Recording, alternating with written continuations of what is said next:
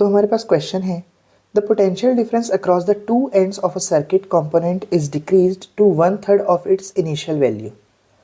While its resistance remains constant, what change will be observed in the current flowing through it? Name and state the law which helps us to answer this question. और इसका second part है, draw a schematic diagram of a circuit consisting of a battery of 4 1.5 volt cells, a 5 ohm resistor, a 10 ohm resistor and a 15 ohm resistor and a plug key, all connected in series. Now find the electric current passing through the circuit and second, potential difference across the 10 ohm resistor when the plug key is closed. तो देखिए, सबसे पहले हम first question solve करते हैं। ये तो बहुत आसान क्वेश्चन है। इसमें पूछा है कि कौन सा लॉ इसमें हम लगाएंगे, तो जाहिर सी बात है, वोल्टेज दिया हुआ है, करंट दिया हुआ है और रेजिस्टेंस दिया हुआ है, तो हम ओम्स लॉ लगाएंगे। V is equal to I R, simple सा। तो चलिए हम क्वेश्चन फर्स्ट को सॉल्व करते हैं। तो जैसा कि मैंने बताया कि हम इसमें ओम्स लॉ यूज़ करेंगे। तो ओम्स लॉ यही होता है कि अगर हम V को इंक्रीज़ करते जा रहे हैं तो I भी इंक्रीज़ होगा, और प्रोपोर्शनैलिटी कांस्टेंट को हटाने के लिए इसमें रेजिस्टेंस लग जाता है। रेजिस्टेंस क्या होता है? जो कि हर वायर या कंडक्टर की प्रॉपर्टी जो कि करंट को अपोज करती हो, उसे हम रेजिस्टेंस बोलते हैं। ठीक है, चलिए इसे इक्वेशन 1 मान लेते हैं। अब क्या लिखा है सेकंड में कि जो नया वोल्टेज है वो 1/3 डिक्रीज हो गया, यानी 1/3V इज इक्वल टू, तो करंट पे क्या असर पड़ेगा ये हमें निकालना है। ठीक है, तो करंट को हम लिख लेते हैं आई न्यू। चलिए, अब आर कांस्टेंट है बोल रहा है, यानी आर को आर ही रहने देते हैं। ये हो गया हमारा इक्वेशन 2। अब हम क्या करते हैं, इक्वेशन 1 और 2 को डिवाइड कर देते हैं। V upon 1/3V is equal to I R upon I new R. तो देखिए, V और V सेम है करके कट गया, 1/3 ऊपर जाके हो जाएगा 3, और आई न्यू डिनोमिनेटर में है तो लेफ्ट हैंड साइड जाके वो न्यूमरेटर में चले गया। I new is equal to I. तो देखिए, नया करंट क्या हो जाएगा, अब ओल्ड करंट जिसको हमने आई लिया है अपॉन 3। तो ये हमारा निकल गया आंसर। तो इसका आंसर हम ऐसे लिखेंगे कि अगर हम वोल्टेज को 1/3 टाइम डिक्रीज करेंगे तो हमारा करंट भी 1/3 टाइम डिक्रीज हो जाएगा। तो चलिए, सेकंड क्वेश्चन सॉल्व करने के लिए सबसे पहले तो हमें सर्किट ड्रॉ करना पड़ेगा। कि सबसे पहले लिखा है कि 4 1.5 वोल्ट के सेल्स हैं, तो चलिए 4 सेल्स बना लेते हैं।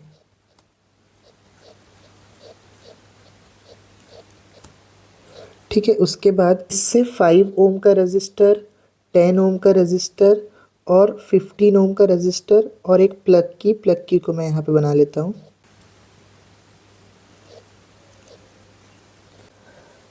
तो देखिए, बैटरीज और रेजिस्टेंसेस सभी सीरीज में कनेक्टेड है और ये हमारी की हो गई। तो ये हमारा सर्किट ड्रॉ हो गया। अब इस सर्किट में फर्स्ट पार्ट क्या पूछा है ये देखते हैं। फर्स्ट पार्ट, तो फर्स्ट पार्ट लिखा है कि करंट कितना फ्लो हो रहा है सर्किट में। ठीक है, तो करंट फ्लो करने के लिए देखिए, करंट फ्लो, तो करंट फ्लो निकालने के लिए सबसे पहले तो हम सर्किट को रिड्यूस करके टोटल रेजिस्टेंस और टोटल वोल्टेज कितना हो रहा है ये निकाल लेते हैं। तो देखिए, तीनों रेजिस्टेंस सीरीज में जुड़े हुए हैं, यानी हमारा टोटल रेजिस्टेंस आ जाएगा 5 + 10 15, 15 और 15 30। तो हमारा टोटल रेजिस्टेंस आ जाएगा 30 ओम। अब देखिए, बैटरी भी सीरीज में कनेक्टेड है और 1.5 ओम की 4 बैटरीज हैं, तो 1.5 + 1.5 + 1.5 + 1.5 मिला के आ जाएगा 6 वोल्ट। तो अब यहाँ से करंट निकालना तो बड़ा ही आसान है, फिर से ओम्स लॉ लगा लेते हैं। V is equal to I R, voltage है हमारा 6, करंट हमें कैलकुलेट करना है और रेजिस्टेंस है 30 ओम। तो इधर से 6 / 30 हो जाएगा और I 6 5 = 30। तो हमारा जो I है वो निकल जाएगा 1/5, यानी कि 0.2 एम्पियर। अब इसके सेकेंड पार्ट में हमें निकालना है कि 10 ओम के अक्रॉस कितना वोल्टेज होगा।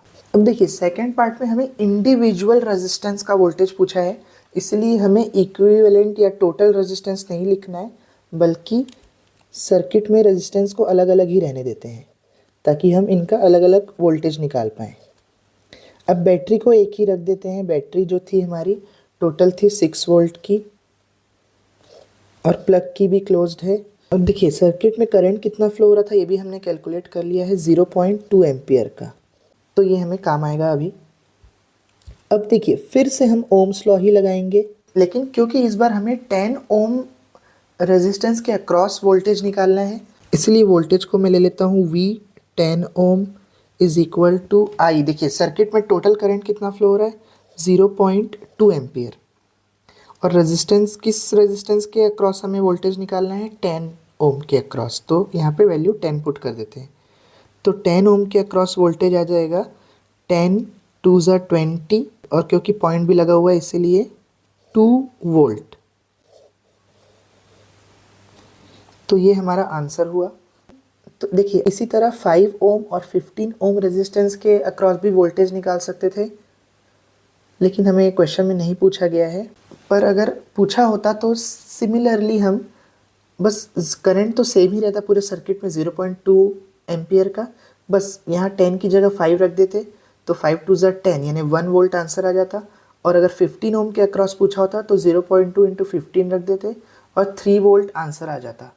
तो टोटल वोल्ट अगर आप देखते तो इसके अक्रॉस 1 वोल्ट, इसके अक्रॉस 2 वोल्ट और इसके अक्रॉस 3 वोल्ट। और देखिए टोटल बैटरी कितने वोल्ट की है, 6 वोल्ट की, और इनको जोड़ के भी कितना आ रहा है, 6 वोल्ट। यानी कि हमारा आंसर बिल्कुल सही है, क्योंकि जितनी बैटरी रहेगी उतना ही तो डिस्ट्रीब्यूट भी होगा ना अपने डिवाइसेस के बीच।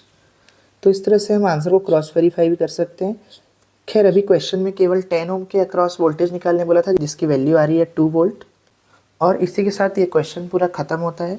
तो अगर आपको ये वीडियो अच्छा लगा हो और समझ में आया हो तो वीडियो को लाइक और चैनल को सब्सक्राइब ज़रूर करें। Thank you.